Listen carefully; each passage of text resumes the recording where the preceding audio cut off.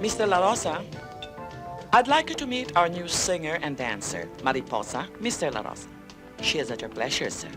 Hello. Would you like to join me? If there's anything you need, Mr. La Rosa, patawag niyo lang ako. Righto. Elmo, alam kong iniisip mo pero wag mo na ituloy. Tagilid tayo. Bahala na. Huwag mong daanin sa init ng ulo. Would you like to drink? No, thank you. You know, you remind me of Catwoman.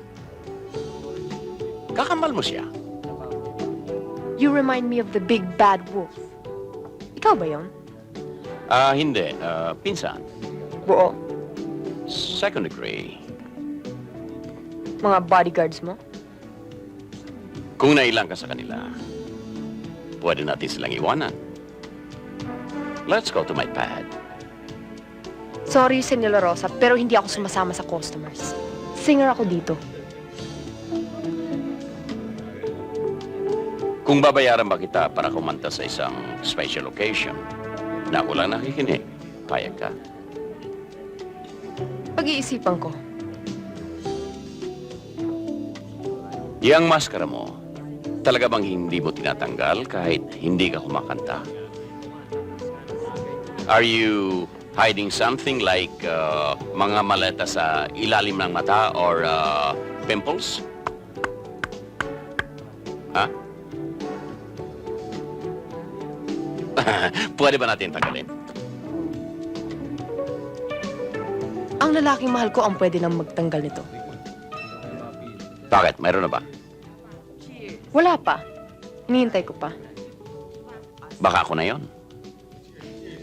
Maaari. Excuse me, Senyor La Rosa. Lilipad muna ako. Number ko na susunod. Mariposa. I'll see you again. I'm sure.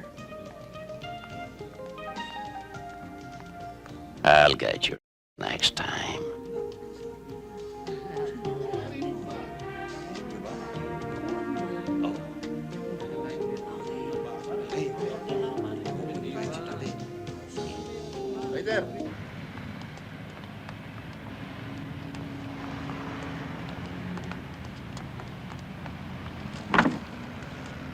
Boss, Ah, may sulat ho sa wiper, oh.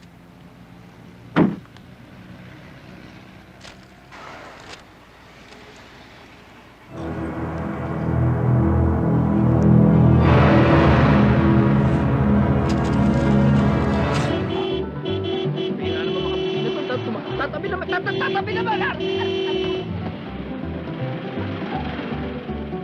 Gagalap ang ulo to.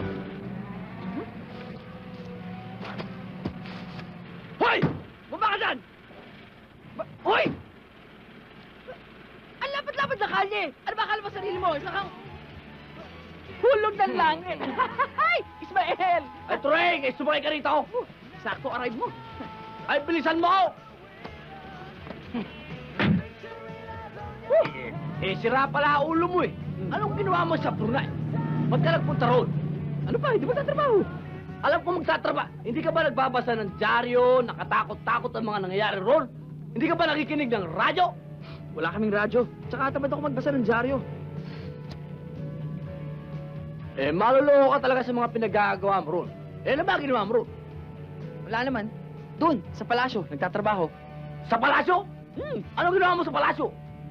Duke! Duke? Yun, bawal pala mga lalaki ron. Pinauwi ako. Hindi, biro lang. Ayun, illegal recruiter nga ako. Nagtatrabaho ako ron, tapos biro mo, nung dumating ako, binigyan ako ng $100, tuwan-tuwa naman ako. Biro mo, 8 oras ang trabaho ko, tapos walang oras ang pagkain. Inilisan ko siya. Tawa na! Tawa na! Tawa na! Mabuti pa sa akin na lang magtrabaho. Sa'yo? Mula ngayon, ang gagawin mo lang naman dito ko lang sa tabi ko. At tungkol naman sa pagkain, kahit oras-oras na kumain, kahit minuto ka kumain, okay lang. Anong trabaho ko sa'yo? Trabaho mo sa akin? Abay lang, lagi ka lang sa likod ko, walang problema. Sa likod mo? Oh! Alalay? Hindi na, oy! Magkababata tayo rito, tapos gagawin mo ko alalay mo? Suplado ka naman pala eh! Kung ayaw mo, tiwag! Ayaw mo talaga! Change na! Ayaw mo alalay! Bodyguard! Bodyguard? Ha! Okay yun ah. Sige, yun na lang.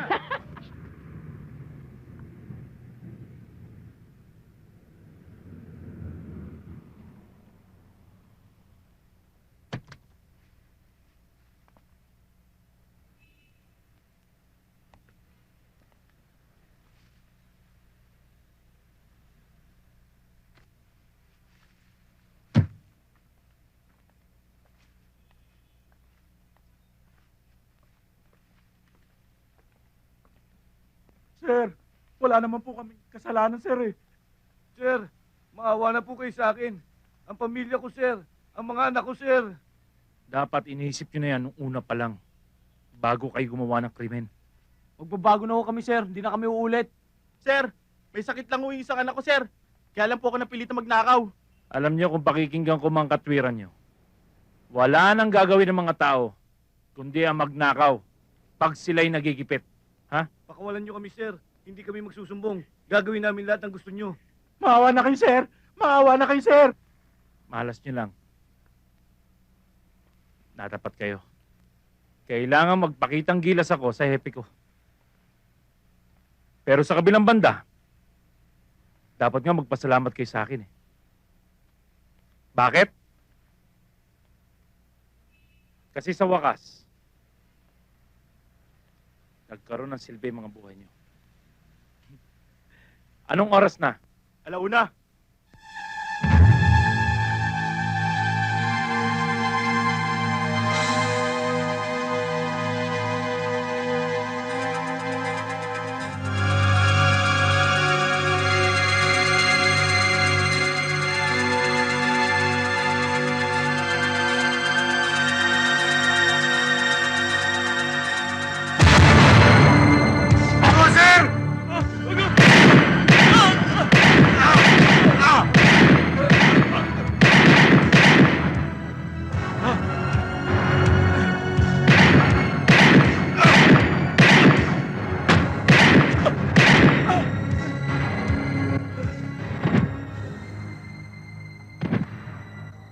Masama sa akin nagpupuyat. Sarento! Sir.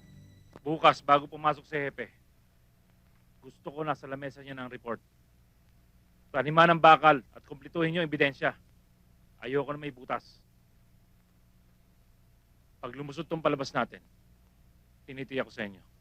Si Hepe ang magsasabit sa inyo ng medalya. Yes, sir. Sige.